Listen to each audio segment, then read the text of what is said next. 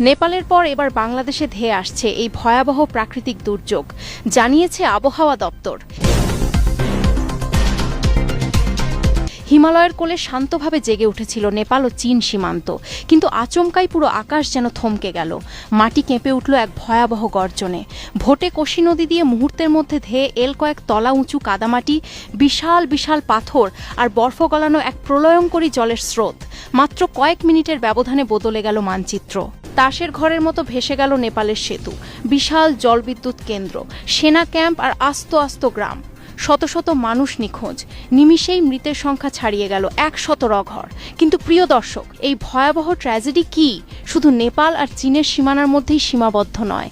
হিমালয় পর্বতমালা থেকে নেমে আসা এই নদীর বিষাক্ত আর উন্মত্ত স্রোত ভারত হয়ে খুব শিগগিরই আছড়ে পড়তে যাচ্ছে আমাদের বাংলাদেশে। আজকের এই বিশেষ ভিডিওতে আমরা আমাদের বাংলাদেশের সীমান্ত ঝুঁকি এবং তার পেছনে থাকা সেই আধ্যাত্মিক সত্য, রহস্যের প্রতিটি পর্দা উন্মোচনের জন্য ভিডিওটি একদম শেষ পর্যন্ত দেখুন। ঘটনার প্রকৃত সত্য জানতে হলে আমাদের ঠিক সেই মুহূর্তে ফিরে যেতে হবে যখন নেপালের মাটিতে আঘাত হেনেছিল এই আকস্মিক দুর্যোগ। স্থান: নেপালের রসুয়া ও নুয়াকোট জেলা, যা চীন অর্থাৎ তিব্বত সীমান্তের একেবারে কোলেই অবস্থিত। হঠাৎ করেই হিমালয় পর্বতমালায় ভয়াবহ এক গ্লেসিয়ার কলাপস বা হিমবাহ ধস ঘটে।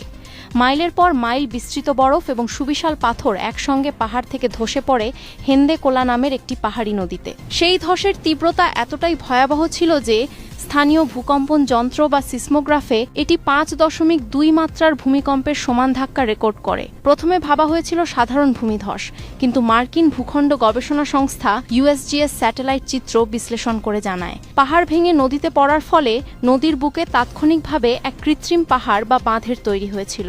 আর সেই অস্থায়ী বাঁধ যখন জলের চাপে একসঙ্গে ফেটে যায়, তখন তৈরি হয় এক দানবীয় ফ্ল্যাশ ফ্লাড বা হরকাবান। জলের গতিবেগ এত বেশি ছিল যে নদী সংলগ্ন এলাকায় মানুষ পালানোর সময়টুকুও পায়নি। আন্তর্জাতিক সংবাদ মাধ্যম ও সরকারি রিপোর্ট অনুযায়ী নিহত ও নিখোঁজ নিশ্চিতভাবে শত শত মানুষ প্রাণ হারিয়েছেন এবং 400-ও বেশি দেশি বিদেশি পর্যটক ও স্থানীয় বাসিন্দা নিখোঁজ।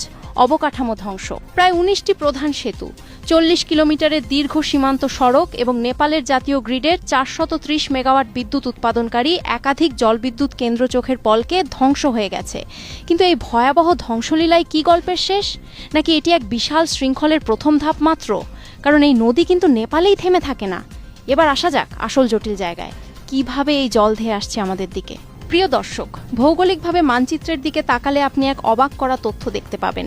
নেপাল কিন্তু আমাদের বাংলাদেশ থেকে মোটেও দূরে নয়। ভারতের তথাকথিত শিলিগুড়ি করিডোর বা চিকেন স্নেক অঞ্চল পার হলেই নেপাল। বাংলাদেশ সীমান্ত থেকে নেপাল সীমান্তের দূরত্ব মাত্র 18